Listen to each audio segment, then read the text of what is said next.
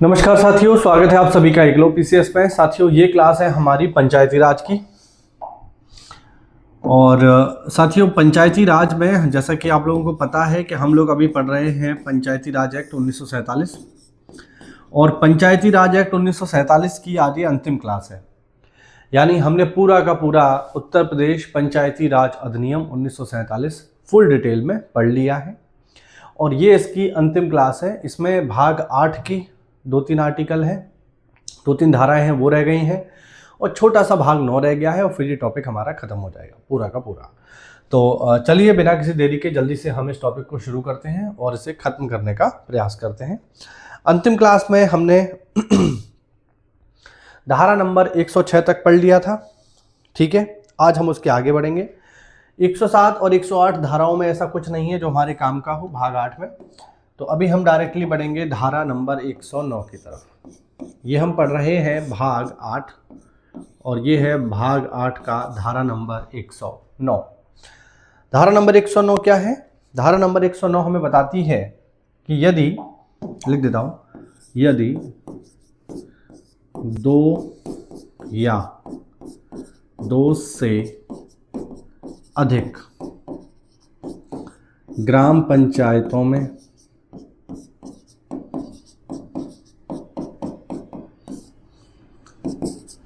या पंचायत एवं नगर पालिका में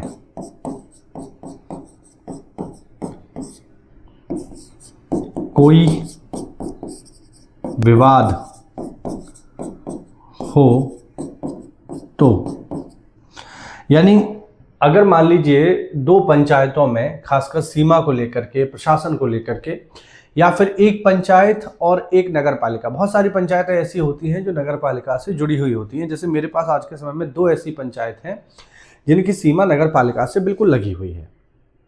तो ऐसे में सीमा को लेकर के, विकास कार्यों को लेकर के, प्रशासन को लेकर के अगर कोई विवाद होता है, या तो 2 पंचायतों में या फिर पंचायत एवं नगर पालिका में, तो वह मामला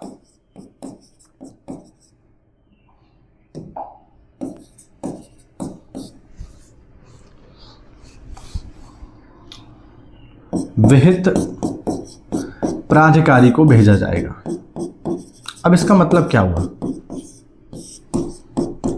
इसका मतलब ये हुआ कि मान लीजिए अगर कोई विवाद की स्थिति आती है 2 पंचायतों की सीमा में या पंचायत और नगर पालिका की सीमा में, कोई भी कार्य या प्रशासन को लेकर के कोई भी विवाद की स्थिति आती है, सीमा को लेकर के कोई विवाद की स्थिति आती है, तो वो मामला कहाँ भेजा जाएगा? वो मामला भेजा जाएगा किसी प्राधिकारी को भेजा जाएगा जिसको राज्य नियुक्त करेगा। तो राज्य द्वारा नियुक्त किसी प्राधिकारी के पास सीमा संबंधी विवाद जो कि पंचायतों अथवा नगर पालिका से जुड़ा हुआ है, पंचायत और नगर पालिका से जुड़ा हुआ है, तो ऐसा मामला किसी प्राधिकारी को भेजा जाएगा। मैं आपको ऑलरेडी बता चुका हूं, प्राधिकारी का मतलब क्या? अथॉरिटी, यानी कोई संस्था, उसके पास इसको भेजा जाएगा और उसका फैसला अंतिम होगा। इनका फैसला अंतिम एवं सर्वमान्य होगा, यानी उस फैसले को आपको मानना होगा, यानी इस फैसले के खिलाफ आप न्यायालय नहीं जा सकते, ठीक है। अगर इनके फैसले से आप संतुष्ट नहीं हैं, भाई एक पक्ष तो संतुष्ट नहीं ही होगा, तो ऐसा नहीं है कि इन्होंने जो आपको फैसला सुनाया है वो मान लीजिए आपकी पंचायत के विरोध में चला गया तो आप उठा के जो है कोर्ट भाग रहे, नहीं। तो पंचायती राज एक्ट की धारा नंबर 109 में साफ साफ लिखा हुआ है कि अगर 2 पंचायतों की सीमा को लेकर के, प्रशासन को लेकर के, नगर पालिका को लेकर के अगर कोई विवाद की स्थिति आती है तो उसका निपटारा किसी सक्षम प्राधिकारी को भेजा जाएगा और उसके द्वारा दिया गया फैसला अंतिम एवं सर्वमान्य होगा और उसके विरोध में आप न्यायालय नहीं जा सकते। तो ये एक इंपॉर्टेंट चीज़ है, पेपर में आ सकती है, ठीक है। विवाद की स्थिति में क्या क्या नियम हमारे पास मौजूद हैं, ठीक।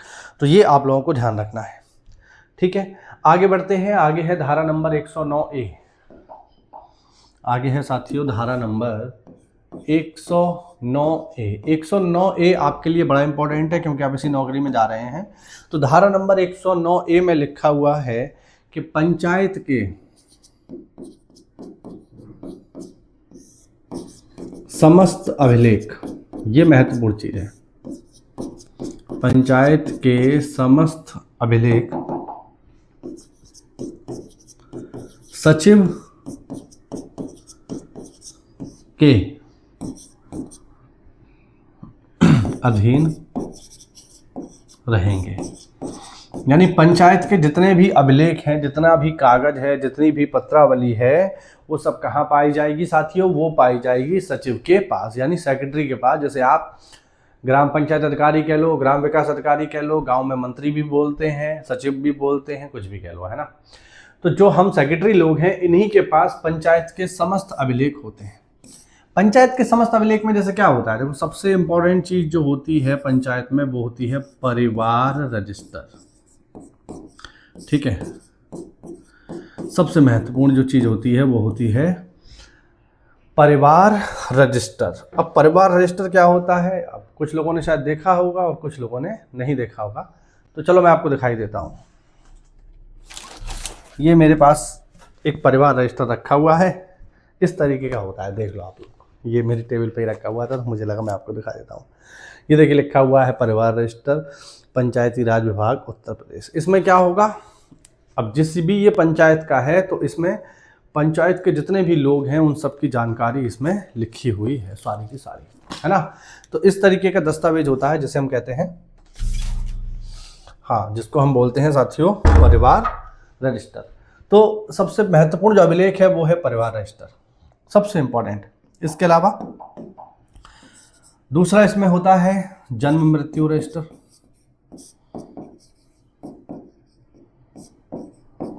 ये भी एक इंपॉर्टेंट दस्तावेज है। और इसके अलावा होती हैं पंचायत की पत्रावली, दुनिया भर की पत्रावली होती है। ठीक, तो ये सारी की सारी पत्रावली जो होती हैं वो कहाँ होती हैं? सचिव के पास होती हैं। अब अगर किसी व्यक्ति को इन्हें देखना है, मान लो कोई व्यक्ति, क्योंकि भारत लोकतांत्रिक देश है तो कोई देखना चाहे तो देख सकता है। तो अगर कोई व्यक्ति इनको देखना चाहे तो ऐसा नहीं है देख नहीं सकता, बिल्कुल देख सकता है।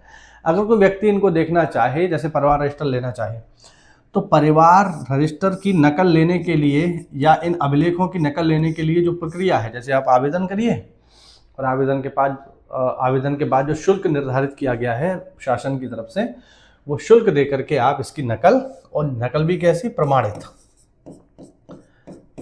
ठीक, वो नकल आप ले सकते हैं और उसका इस्तेमाल कर सकते हैं, उसको आप देख सकते हो। तो ये जितने भी अभिलेख हैं पंचायत से जुड़े हुए, सारे के सारे सेक्रेटरी के पास रहेंगे, यानी इनकी संरक्षण की जिम्मेदारी किसकी है? सचिव की है। ठीक, जब आप एक पंचायत छोड़ते हैं तो आपको सारे के सारे अभिलेख जो आपके बाद अगला सचिव आया है उसको देने होते हैं। ठीक है, यही सिस्टम चलता है। तो ये आपको थोड़ा सा ध्यान रखने वाली चीज़ है। और कोई भी व्यक्ति, पंचायत का कोई भी सदस्य या कोई भी ग्राम सभा का सदस्य जो है, या कोई भी व्यक्ति इन अभिलेखों की प्रतिलिपि प्राप्त कर सकता है। ठीक, ये 109A में है, याद रखिएगा, महत्वपूर्ण चीज़ है। ठीक है, इसके बाद भाग 8 समाप्त हो जाता है और अब आ जाएगा साथियों, अब आ जाएगा भाग 9, और ये इसका अंतिम भाग है साथियों। पंचायती राज एक्ट का अंतिम भाग है, भाग कह लो, अध्याय कह लो, कुछ भी कह लो। तो ये है अध्याय 9, और इसमें क्या लिखा हुआ है? इसमें आपको क्या मिलेगा? इसमें आपको मिलेंगे नियम तथा उपनियम बनाने की शक्तियाँ। भाग 9 का जो नाम है वो क्या है? नियम तथा उपनियम बनाने की शक्तियाँ। अब भाग 9 में जो पहला आर्टिकल है जो आपके लिए बड़ा ही महत्वपूर्ण है वो है 110। इसे आप अच्छे से इंपॉर्टेंट टिक कर लेना, क्योंकि ये पेपर में आने की इसकी संभावना है, महत्वपूर्ण है। तो 110 क्या है? 110 है राज्य द्वारा नियम बनाने की शक्ति। ये है आर्टिकल 110, आर्टिकल नहीं, धारा है ये। तो ये है धारा नंबर 110, जिसमें राज्य को नियम बनाने का अधिकार दे दिया है, राज्य द्वारा नियम बनाने की शक्ति। अब इसका अर्थ क्या हुआ? राज्य द्वारा नियम बनाने की शक्ति का अर्थ क्या है? इसका अर्थ ये है साथियों कि राज्य यानी जो सरकार है हमारी, जो शासन है हमारा, ठीक है, वो पंचायत को लेकर के विभिन्न नियमों का निर्माण कर सकती है। यानी पंचायत के जो भी नियम हैं उनको बदलने का अधिकार, ठीक है, उनको अपडेट करने का अधिकार, उन्हें हटाने का अधिकार, ये सब किसके पास है? राज्य के पास है। राज्य से मतलब सरकार से नहीं, विधानसभा और विधान परिषद। ठीक है, क्योंकि यही जो है हमारी जो विधानमंडल है वो ये काम कर सकती है, शासन ये काम कर सकता है। तो इसमें नियम बनाने की शक्ति के अंतर्गत जैसे क्या क्या आ सकता है, ग्राम सभा की स्थापना, ठीक है, किस क्षेत्र को ग्राम सभा बनाया जाएगा, ठीक है, क्या उसका नाम रखा जाएगा, ये सारे के सारे नियम राज्य द्वारा बनाए जा सकते हैं। नियम बहुत सारे बनाए जा सकते हैं, ये तो मैं आपको कुछ उदाहरण यहाँ बता रहा हूँ कि क्या क्या काम कर सकती है। जैसे राज्य क्या क्या नियम बना सकता है, प्रधान की योग्यता से संबंधित या अहर्ता, अगर राज्य चाहे तो प्रधान की अहर्ता से संबंधित नियम बना सकता है, उनमें बदलाव कर सकता है। जैसे मैंने आपको पहले भी उदाहरण दिया है कि हमारे यहाँ प्रधान जी का कोई भी पढ़ा लिखा होना आवश्यक नहीं है, हर वो व्यक्ति जो ग्राम सभा का सदस्य है वो ग्राम पंचायत के चुनाव में खड़ा हो सकता है, ठीक है। लेकिन अभी राज्य चाहे, अभी जो हमारी सरकार चाहे कि नहीं इसमें कुछ बदलाव की आवश्यकता है, तो बिल्कुल अगर राज्य चाहे तो प्रधान की अहर्ता में एक योग्यता पढ़ा लिखा होना जोड़ सकता है। अभी पढ़ा लिखा होना आवश्यक नहीं है यूपी में, लेकिन अगर चाहे राज्य चाहे तो पढ़ा लिखा होना आवश्यक कर दे। उत्तर प्रदेश के एक पड़ोसी राज्य उत्तराखंड में ऐसा नियम है कि आपको कम से कम 8वीं पास होना चाहिए अगर आप एससी में हैं तो, और जनरल में है अगर तो 10वीं पास होना चाहिए प्रधान का इलेक्शन में खड़ा होने के लिए। इसके अलावा आपके घर में शौचालय होना चाहिए। ये नियम वहाँ की राज्य ने बना रखे हैं, ऐसे नियम हम भी बना सकते हैं। तो राज्य के पास ये शक्ति रहेगी कि वह पंचायत को लेकर के विभिन्न नियम बना सकती है या उनमें बदलाव कर सकती है अपनी स्थिति के अनुसार, ठीक है। या फिर एक उदाहरण में आपको और बताऊं कि क्या क्या नियम बना सकती है। तो पंचायत सेवकों की नियुक्ति, इसमें अगर कोई चेंज करना है या योग्यता में बदलाव।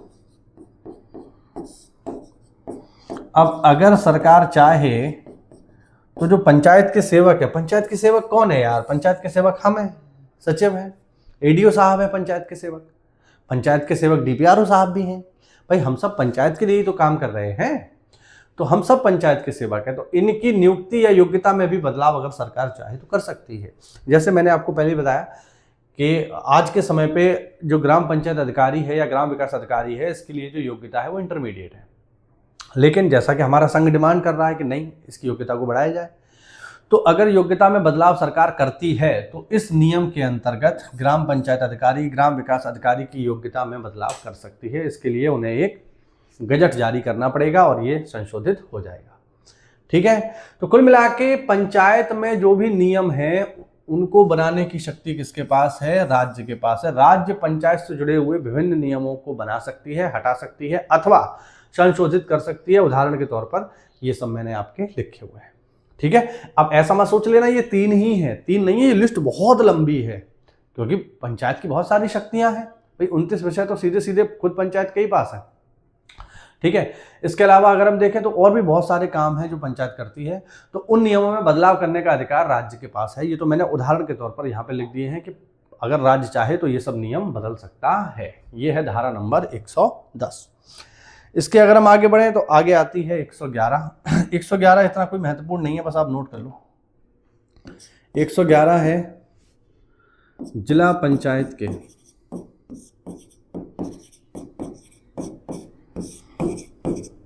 उपनियम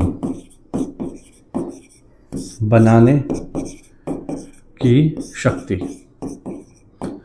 तो धारा नंबर 111 है जिला पंचायत के द्वारा उपनियम बनाने की शक्ति। देखो अब नियम और उपनियम में अंतर क्या है। नियम तो हमने ऊपर देख लिया, नियम हमेशा और हमेशा बनाए जाते हैं शासन के द्वारा, ठीक है, राज्य सरकार के द्वारा, विधानसभा विधानमंडल के द्वारा। लेकिन उपनियम जो है पंचायत को लेकर के वो जिला पंचायत भी बना सकती है। जिला पंचायत भी पंचायत का ही तो हिस्सा है, तो पंचायत के अंदर ही जिला पंचायत आ रही है तो उसको भी किसी गांव के लिए विशेष नियम बनाने का अधिकार है। ये बात आप लोग ध्यान रखना, ठीक है। तो जिला पंचायत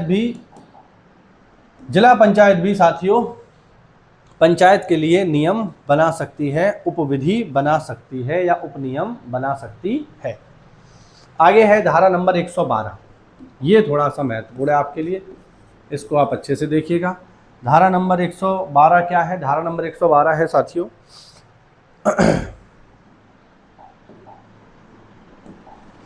उपनियम। अच्छा, उपनियम को हो सकता है कहीं आप पढ़ो तो वहां पे लिखा हो उपविधि। विधि और नियम एक ही बात होती है, ठीक है। हाँ, उपविधि बनाने का पंचायतों का अधिकार,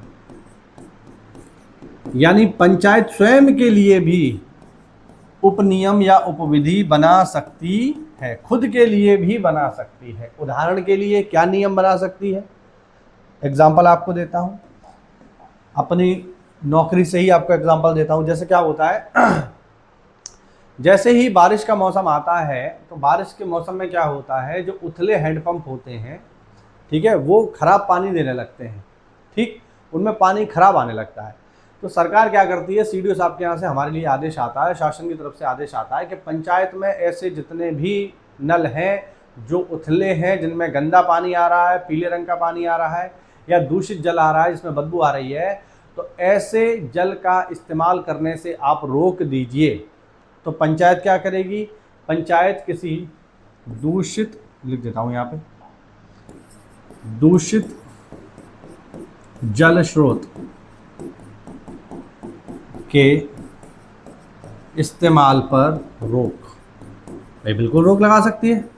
अगर कोई जल स्रोत दूषित हो गया है, ठीक, कोई पानी का कुआं है, कोई हैंडपंप है, कोई पोखर है जो बहुत गंदा हो चुका है, जिसका पानी इस्तेमाल करने पर लोग बीमार हो सकते हैं, तो पंचायत नियम बनाकर उसके इस्तेमाल पर रोक लगा सकती है ना, कि इसका कोई इस्तेमाल नहीं करेगा साहब, ये खराब है, ठीक।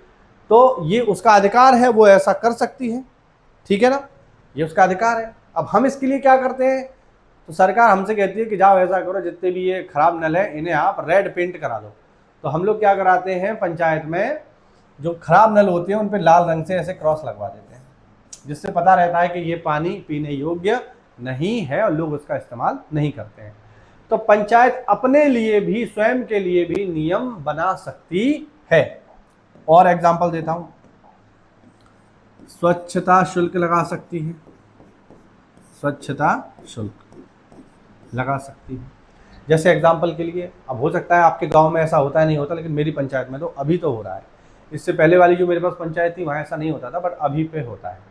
अभी की जो पंचायत है वहाँ पे क्या होता है कि जो पंचायत में एक गाड़ी घूमती है ना, एक ई रिक्शा घूमता है, जिसे हमारे यहाँ टिर्री कहते हैं, तो वो घूमता है और वो लोगों के घर घर से कूड़ा इकट्ठा करता है, ठीक। तो ये स्टार्टिंग में तो फ्री में चलता है, 1-1.5 साल फ्री में चलेगा, जब लोगों को थोड़ा थोड़ा आदत हो जाएगी ना कूड़ा देने की। पहले तो कोई अपना कूड़ा देना नहीं चाहता, लगता है पता नहीं उसमें क्या चीज़ है, लेकिन धीरे धीरे जब गाड़ी उनके घर तक आएगी और एक आदमी उनसे कहेगा कि साहब इसमें कूड़ा डालो, तो धीरे धीरे लोग अपना कूड़ा जो बाहर फेंक रहे हैं वो देना स्टार्ट कर देंगे। जब वो कूड़ा देना स्टार्ट कर देंगे तो जब ये चीज़ 1-1.5 साल चलेगी, 2 साल चलेगी, तो लोगों को आदत पड़ जाएगी।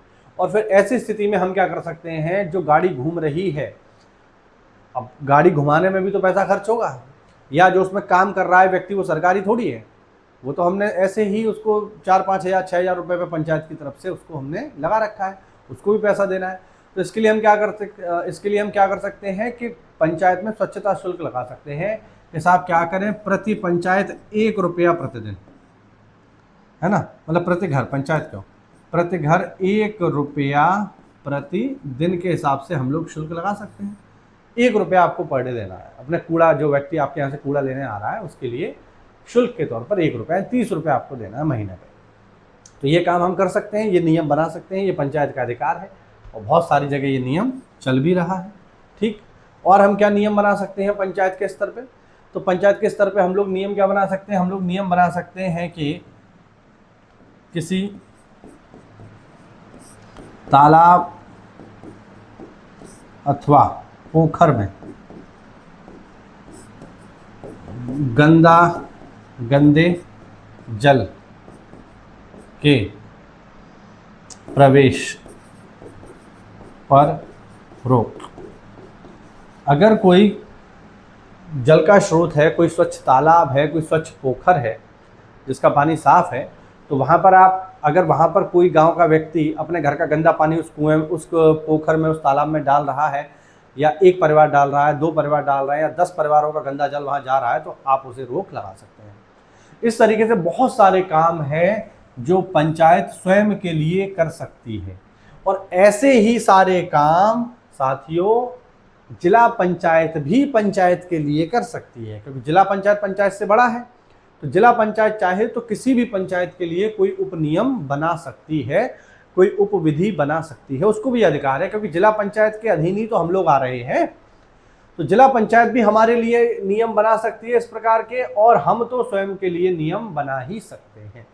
तो ये आपको ध्यान रखना है कि धारा नंबर 110 में राज्य पंचायत के लिए नियम बना सकता है, 111 में जिला पंचायत हमारे लिए नियम बना सकता है, और 112 में हम स्वयं के लिए नियम बना सकते हैं साथियों। इसीलिए आपने सुना होगा कि पंचायत जो है वो एक स्वतंत्र निकाय है, क्योंकि पंचायत को स्वयं के फैसले स्वयं लेने का अधिकार है। पंचायत अपने क्षेत्र में शुल्क लगा सकती है, कर लगा सकती है, नियम बना सकती है, टैक्स लगा सकती है, उनकी वसूली कर सकती है, बात समझ रहे हैं, लोगों को प्रेरित कर सकती है बहुत सारे कार्य करने के लिए। इसीलिए पंचायत एक स्वतंत्र निकाय के तौर पर कार्य करता है। तो ये चीज़ थोड़ा समझने वाली है, इससे आप ये समझ सकते हो कि पंचायत कितनी ज़रूरी है भारत जैसे देशों के लिए।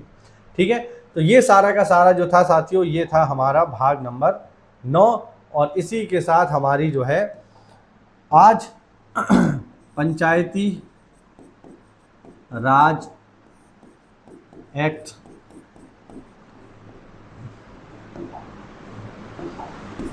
1947 जो है हमारा समाप्त हो गया। लगभग जितनी भी जरूरी चीज़ें थी वो मैंने आपको बता दी है। ठीक है, अब इसका मतलब ये नहीं है कि पूरा का पूरा जो है हमारा जो सिलेबस दिया हुआ है वो कंप्लीट हो गया, नहीं, हमारा पंचायती राज एक्ट पूरा हो गया। अब इसमें एक चीज़ और रह गई है, वो मैं आपको और बता देता हूँ, फिर इस टॉपिक को हम लोग ख़त्म करेंगे। वो आप और देख लो, वो है ग्राम पंचायत में काम करने वाली समितियां। तो ग्राम पंचायत में जो समितियां काम करती हैं उनकी भी जरा हम लोग बातचीत करेंगे। ये वो समितियां हैं जो गांव में काम करती हैं, गांव के लिए कार्य करती हैं, एक एक करके उनकी बात यहाँ की जाएगी। तो टोटल इनकी जो संख्या है साथियों वो है 6। ये आप सीधे सीधे ध्यान रखना कि 6 महत्वपूर्ण समितियां होती हैं जो कि पंचायत क्षेत्र में कार्य करती हैं। एक एक करके इनके बारे में बातचीत करेंगे हम लोग, देखते हैं। सबसे पहले नंबर की समिति देखिए साहब, और इनके अध्यक्ष कौन होते हैं, ठीक है, और इसमें कितने सदस्य हो सकते हैं, इनका कोरम क्या होता है, इन सभी की बातचीत हम लोग करेंगे। पहली है साथियों नियोजन तथा विकास समिति। पहली समिति, इनको आप नोट कर लेना, ये बहुत महत्वपूर्ण है, नियोजन एवं विकास समिति। देखो कौन सी समिति क्या करेगी ये तो आपको उसके नाम से ही समझ आ जाएगा कि वो समिति क्या करने वाली है, उसका मेन उद्देश्य उसको बनाने का क्या है।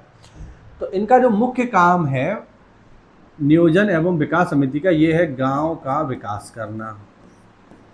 भाई विकास समिति है तो क्या करेगी, गांव का विकास करेगी। तो इनका जो मुख्य कार्य है वो है गांव का विकास करना, ठीक है, हाँ, या विकास कार्यों की योजना तैयार करना। भाई कोई भी विकास डायरेक्ट थोड़ी हो जाएगा, तो उसके लिए प्लानिंग करनी पड़ेगी, तो उसकी योजना तैयार करना भी इस समिति का काम है। ये तो समिति के नाम से ही आपको समझ में आ जाएगा कि वो क्या क्या करेगी। अब विकास के लिए क्या क्या कर सकती है, तो कृषि को बढ़ावा दे सकती है। ये समिति क्या काम करेगी, कृषि उत्पादन को बढ़ाने का प्रयास करेगी। दुग्ध उत्पादन पर कार्य करेगी कि दूध का उत्पादन कैसे किया जाए ज़्यादा से ज़्यादा, जिससे हम लोगों का जो है विकास हो सके, इनके लिए काम करेगी। तो काम क्या करेगी ये तो आपको समिति का नाम देखकर ही समझ में आ जाएगा, ठीक है, ये तो आप लोग अपनी अकल से भी कर लोगे। अब हम बात करेंगे इसके अध्यक्ष कौन होते हैं, इस समिति के अध्यक्ष कौन होते हैं। तो नियोजन एवं विकास जो समिति होती है इसके अध्यक्ष होते हैं गांव के प्रधान। जो गांव के प्रधान होते हैं वो इसके अध्यक्ष होते हैं।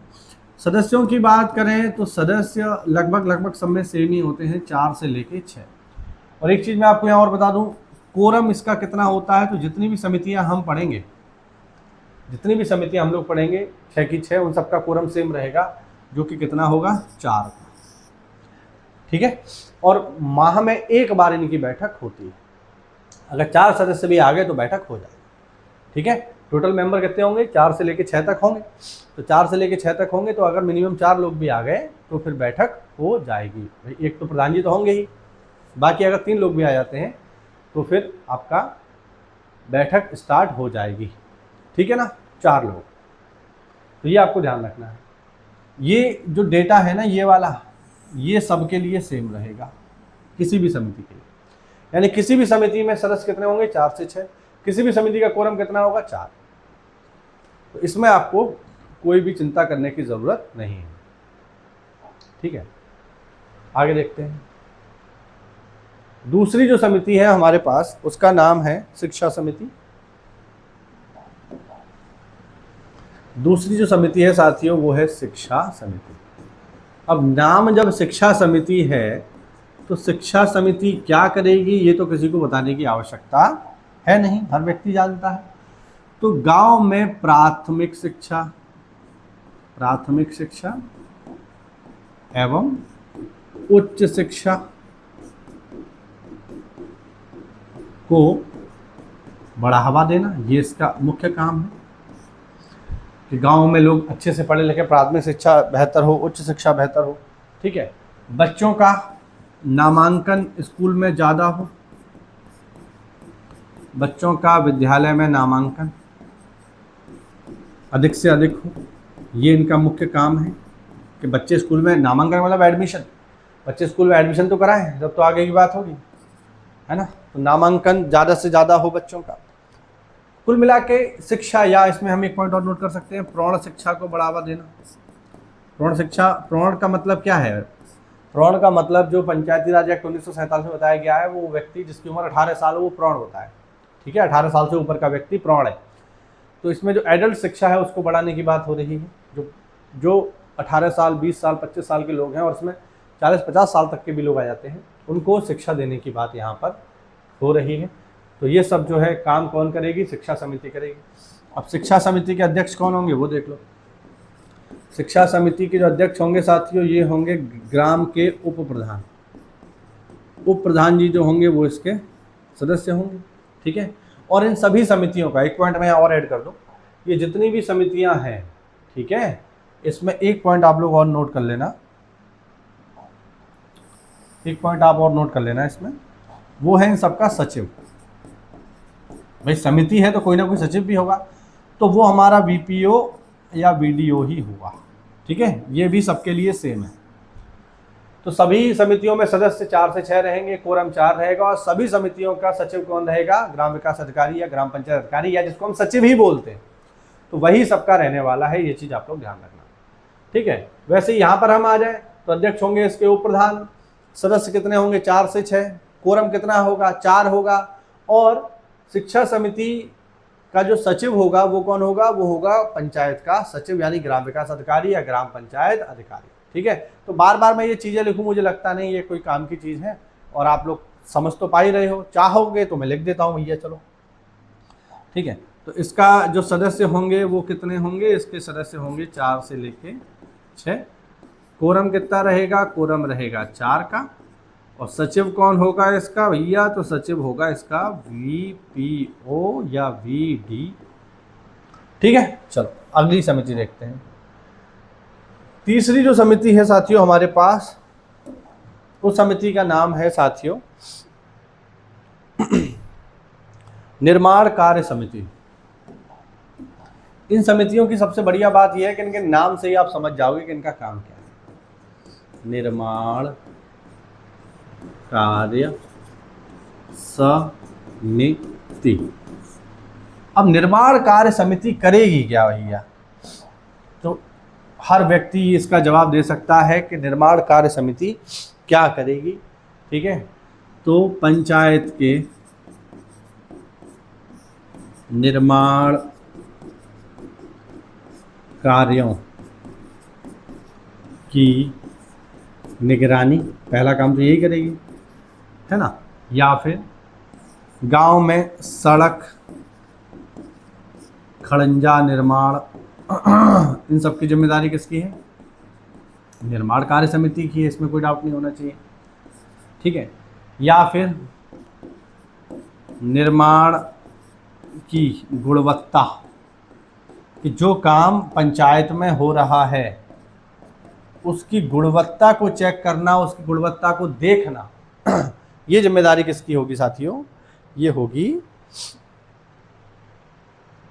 निर्माण कार्य समिति की जिम्मेदारी। ठीक, और बहुत सारे निर्माण कार्य होते हैं, अगर मैं यहाँ लिस्ट बना दूँ तो बहुत लंबी लिस्ट हो जाएगी, है ना। जैसे सामुदायिक भवन का निर्माण करवाना। सामुदायिक भवन को हम लोग देसी भाषा में बोल देते हैं बारात घर, इंग्लिश में होता है कम्युनिटी हॉल।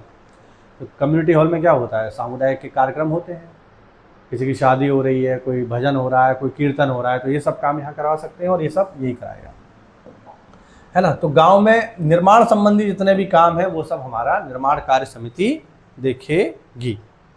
अध्यक्ष इसका कौन होगा, ये महत्वपूर्ण है। तो इनके अध्यक्ष प्रधान या उपप्रधान नहीं होंगे, इनका अध्यक्ष होगा पंचायत का सदस्य, यानी पंचायत का कोई एक सदस्य इसका अध्यक्ष बन जाएगा। ठीक है, पंचायत का कोई भी सदस्य इसका अध्यक्ष होगा। और बाकी हम देखें सदस्य इस समिति में कितने होंगे, तो वही है 4 से लेके 6। कोरम हमको पता ही है, कोरम होगा इसका 4। और इस समिति का भी सचिव कौन होगा, वो होगा वीपीओ अथवा वीडीओ। ठीक, तो ये जानकारी सब में सेम रहने वाली है। आगे बढ़ते हैं साहब। आगे हमारे पास जो समिति है उसका नाम है प्रशासनिक समिति। उससे पहले स्वास्थ्य एवं कल्याण समिति नोट कर लो। चौथे नंबर की समिति है स्वास्थ्य एवं कल्याण समिति। तो स्वास्थ्य और कल्याण समिति क्या करेगी साहब? जब नाम स्वास्थ्य समिति है तो ग्राम के स्वास्थ्य हेतु कार्य करेगी, कि गांव में लोगों का स्वास्थ्य बेहतर रहे, गांव में बीमारियां ना फैले। अब एक अभियान चलता है, जो लोग नौकरी में हैं या जो जिनके घर में कोई नौकरी में है तो उनको पता होगा, हर बार जब मौसम परिवर्तन होता है तो एक अभियान चलता है। जैसे सबसे पहले चलता है ये मार्च में, है ना, क्योंकि जनवरी फरवरी के बाद मौसम चेंज होता है, तो मार्च में एक अभियान चलता है जिसे हम कहते हैं संचारी रोग अभियान। उसमें क्या होता है, झाड़ियाँ वाड़ियाँ काटी जाती हैं, सफाई कर्मियों की टीम लगाई जाती है, हम उनके नोडल अधिकारी होते हैं चेक करने के लिए कि ये लोग काम कर रहे हैं नहीं कर रहे हैं। इसके बाद दूसरी बार ये अभियान चलता है कब? बारिश के मौसम से पहले, यानी जुलाई में। जुलाई में भी संचारी रोग अभियान चलता है, जून और जुलाई में, बारिश के आगमन से पहले सब झाड़ियाँ वाड़ियाँ कटवा दी जाती हैं संचारी रोग को फैलने से रोकने के लिए। मच्छरों की दवा का छिड़काव किया जाता है पूरे पंचायत में, जिससे मच्छर मर जाए, लोग बीमार ना हो। तीसरी बार ये कब चलेगा? अक्टूबर की तरफ चलेगा। तो ये जो अभियान है ये सब जो है स्वास्थ्य एवं कल्याण समिति की निगरानी में ही चलते हैं, और वो लोग इनकी चेकिंग कर सकते हैं और उन्हें निर्देशित कर सकते हैं कि गांव में तुम्हें कहाँ कहाँ काम करना है। क्योंकि जो सफाई कर्मी वह काम करने आएगा वो उसी पंचायत का नहीं होगा, वो किसी दूसरी पंचायत का होगा। इसमें क्या होता है, टीम लगती है संचारी रोग में। तो किसी दूसरी पंचायत का गांव का अगर कोई सफाई कर्मी आपके यहाँ काम करने आएगा तो उसको थोड़ी पता होगा कहाँ गंदगी ज़्यादा है कहाँ नहीं है। तो ऐसे में संबंधित गांव के सचिव और इस समिति के लोग उसको निर्देशित कर सकते हैं कि तुम्हें कहाँ पर कैसे कैसे सफाई क्या क्या करनी है और कौन से क्षेत्र सफाई के हेतु ज़्यादा जरूरी है, जहाँ पर गंदगी ज़्यादा है। तो ये सब काम जो है स्वास्थ्य एवं कल्याण समिति करती है ना। और ये स्पेशली महिला एवं बाल कल्याण के स्वास्थ्य पर विशेष कार्य करती है। बाल एवं महिला कल्याण, तो बच्चों एवं महिलाओं के कल्याण हेतु इस समिति का विशेष कार्य रहता है जो ये करती है। ठीक है, अब इसके अध्यक्ष देखें हम कौन होंगे। तो इसका अध्यक्ष पंचायत का कोई सदस्य होगा। ठीक है, पंचायत का कोई भी सदस्य इसका अध्यक्ष बन जाएगा। ठीक है ना, और बाकी चीजें वही सेम है। ठीक, सदस्य इसमें कितने होंगे? तो सदस्य होंगे 4 से लेके 6। कोरम होगा 4 का, और सचिव होगा इस समिति का वीपीओ अथवा वीडीओ। ठीक है, ये हुई चौथी समिति।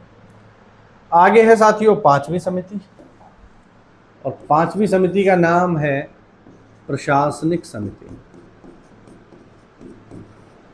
प्रशासनिक समिति। प्रशासनिक समिति का कार्य क्या है? प्रशासनिक समिति का कार्य है पंचायत के प्रशासन की निगरानी। सबसे पहला, पंचायत में जो प्रशासन चल रहा है, जो अधिकारी हैं, जो काम करने वाले लोग हैं, सफाई कर्मी हैं, हम हैं, इन पर निगरानी रखने का काम किसका है? प्रशासनिक समिति का है। इसके अलावा एक बहुत महत्वपूर्ण कार्य जो ये समिति करती है वो है पंचायत का आय और व्यय। ठीक है, पंचायत का आय और व्यय।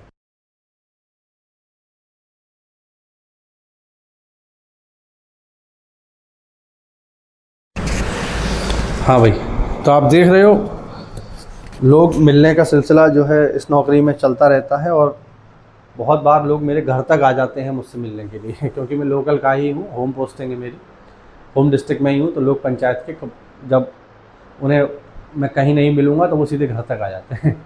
तो वही एक व्यक्ति नीचे इंतज़ार कर रहे हैं, और अभी मुझे सूचना मिली कि वो नीचे बैठे हैं, तो चलिए जल्दी से इसको हम समाप्त करते हैं। ठीक, तो पंचायत के आय व्यय, ठीक है, इस पर ये निगरानी रखती है, पंचायत में कहाँ कार्य हो रहा है, कितना खर्चा हुआ, ये सब कामों की जिम्मेदारी प्रशासनिक समिति देखती है। कुल मिलाकर प्रशासन का जितना भी काम है वो प्रशासनिक समिति देखती है। काफ़ी महत्वपूर्ण समिति है। ठीक है, इसमें एक पॉइंट और नोट कर लेना, पंचायत सेवकों की नियुक्ति, इसमें लिखना पंचायत सेवकों की नियुक्ति एवं हटाया जाना, ये भी एक इम्पोर्टेंट चीज़ है। अब पंचायत सेवकों की नियुक्ति एवं हटाया जाना, जैसे इसमें कौन कौन से आते हैं, तो इसमें दो लोग आप नोट कर लो, पंचायत सहायक और दूसरे होते हैं रोजगार सेवक। तो पंचायत सहायक की नियुक्ति, रोजगार सेवकों की नियुक्ति, अगर काम नहीं कर रहे हैं तो उनको हटाया जाना, ये सब प्रशासनिक समिति के माध्यम से ही तय होते हैं। अब हमारे अंडर जो सबसे महत्वपूर्ण लोग हैं वो यही दो हैं, पंचायत सहायक और रोजगार सेवक। ये हमारे हैंड है पंचायत में, इनके बिना हम पंचायत में कुछ नहीं कर पाएंगे। तो इनकी नियुक्ति और इनका पूरा का पूरा प्रशासन जो है इसी समिति के माध्यम से होता है। अगर ये बेहतर ढंग से काम नहीं करेंगे तो इन्हें हटाने की जिम्मेदारी भी प्रशासनिक समिति की ही होती है। बाकी अगर हम देखें इसका अध्यक्ष कौन होता है, तो याद रखना इसके अध्यक्ष होते हैं प्रधान जी।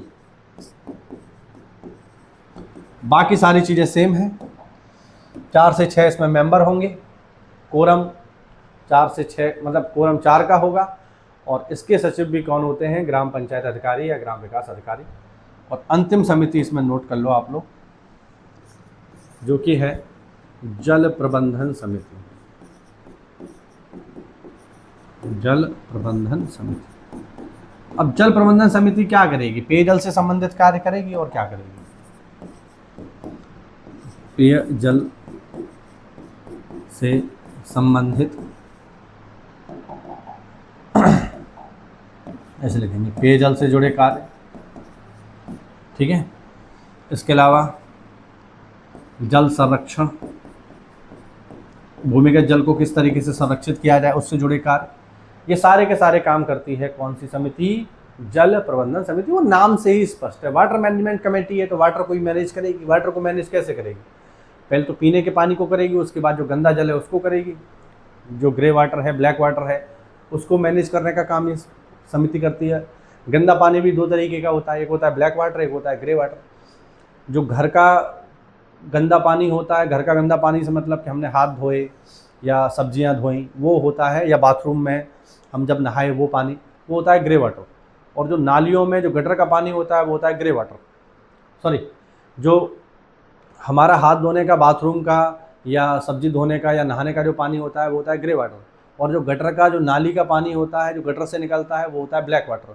तो इनका मैनेजमेंट करना भी इसी समिति की जिम्मेदारी होती है। वो मैं आपको आगे बताऊंगा जब हम इसमें पढ़ेंगे ना, आगे इसमें एक टॉपिक आएगा SLWM, solid liquid waste management, तब मैं आपको बताऊंगा ग्रे वाटर क्या होता है, ब्लैक वाटर क्या होता है, और इनका मैनेजमेंट किस तरीके से किया जाता है। ठीक है, तब हम इसको देखेंगे। ठीक है, और इसका अध्यक्ष कौन होता है साथियों? इसका अध्यक्ष होगा पंचायत का कोई सदस्य, इसका कोई अध्यक्ष होगा। बाकी अगर हम देखें सदस्य कितने होंगे इसमें, तो सदस्य वही होंगे 4 से 6, ठीक है। और कोरम इसका कितना होगा, तो कोरम होगा 4 का। और सचिव साहब कौन होंगे इसमें, तो सचिव साहब होंगे वीपीओ अथवा वीडीओ। ये हमारा पंचायती राज एक्ट 1947 आज हुआ समाप्त। उम्मीद करता हूँ इसमें आपको बहुत सारी इन्फॉर्मेशन मिली होगी। ये सारे के सारे जो लेक्चर्स मैं यहाँ ले रहा हूँ ये बिल्कुल फ्री है, और आपको यदि इनका पीडीएफ नोट्स चाहिए, क्लास नोट्स चाहिए, तो फिर आप मेरे टेलीग्राम चैनल को ज़रूर ज्वाइन कर लो। वहाँ पर आप इसका क्लास नोट्स बिल्कुल फ्री में ले सकते हैं, ठीक है। कोई सवाल हो, कोई भी डाउट हो, तो मेरा टेलीग्राम ज्वाइन कर लो। वहाँ पर आप डायरेक्टली मुझसे कोई भी क्वेश्चन, कोई भी सवाल, कोई भी अपना डाउट पूछ सकते हो, अपनी समस्याएं मुझसे पूछ सकते हो जो एग्ज़ाम से जुड़ी हुई हैं, वो मैं आपको वहाँ सीधे सीधे उनका रिप्लाई कर दूँगा। मिलते हैं साथियों अगली क्लास में। तब तक के लिए जय हिंद, जय भारत और वंदे मातरम।